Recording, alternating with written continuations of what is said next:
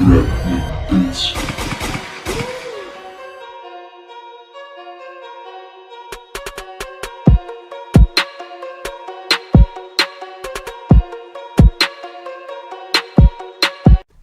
guys, what is going on? Anthony here with Pistons Talk. In today's video, I thought I would take a look at 4 under-the-radar free agents your Detroit Pistons could target in free agency.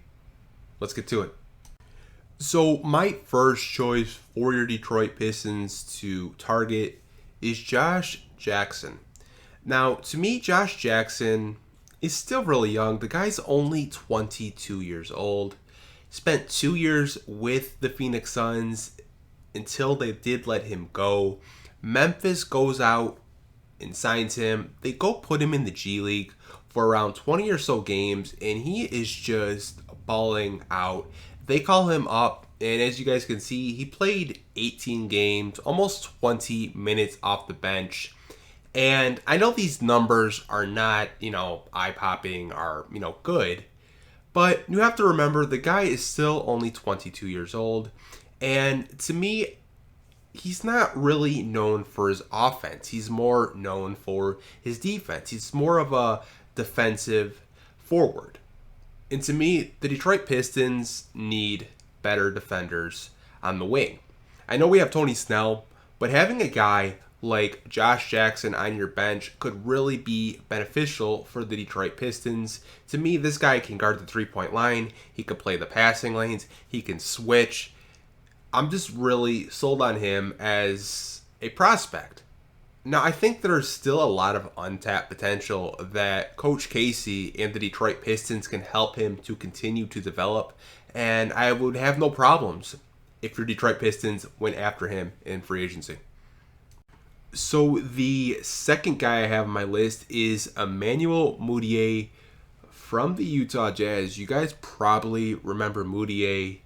He got drafted by Denver when he was 19, I believe, and he's 23 right now. So this is another young guy.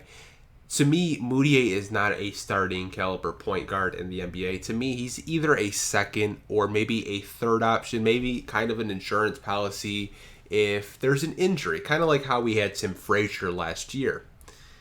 But to me, he's another kind of defensive point guard that the Pistons could target. Let's say they don't go into drafting a point guard route. Maybe they draft someone else. Who knows? EMMANUEL MUDIAY to me would be a very smart pickup, and you could probably get away with paying him next to nothing. He only signed a $1.7 million contract with the Utah Jazz this year. So to me, MUDIAY would be a very under-the-radar type move for your Detroit Pistons. So the next under-the-radar guy I have for your Detroit Pistons is DOTSON from the New York Knicks. Now, you guys probably remember this name. If you don't, let me give you a little refresher. The Detroit Pistons were in a trade rumor with DOTSON last season. The Pistons were looking for more three-point shooting off the bench, and Dotson was a guy they felt that could, help them, with that playoff push in the 2018-19 season. But the Knicks just wanted too much for this guy. And it's understandable why the Knicks wanted, more assets for him, because he's a very good shooter. I don't really think a lot of people know about him outside of New York. If you do watch some NBA games or some Knicks games, you probably are very familiar with Dotson. To me, he's a guy that he could fit into the Detroit Pistons system. He's a very good three-point shooter, and I think that's what the Pistons need more of. The only problem you might have with signing a guy like Dotson is you have a lot of shooting guards right now. You have Luke Kennard, who's usually the first shooting guard off your bench. You have Bruce Brown, who's usually in the starting lineup.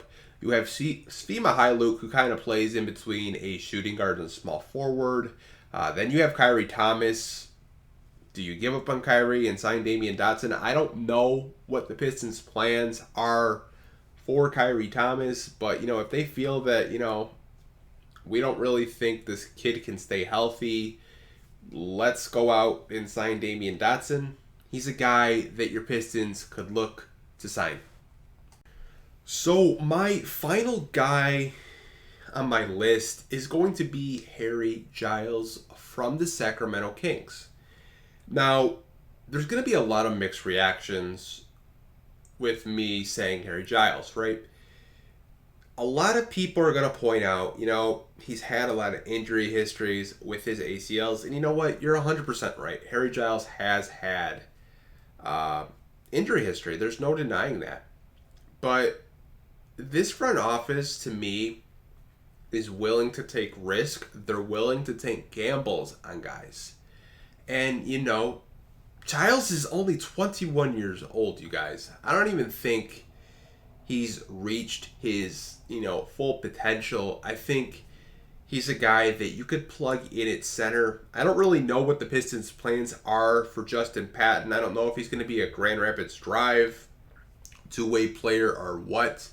But as of right now, Justin Patton is our only center on the roster.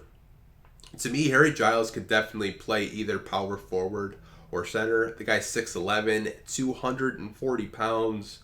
And what I like about him the most is just his energy level, his effort. He has that Detroit mentality, and I think Detroit Pistons fans will really get behind a guy like Harry Giles, and he's my last player on my under the radar list.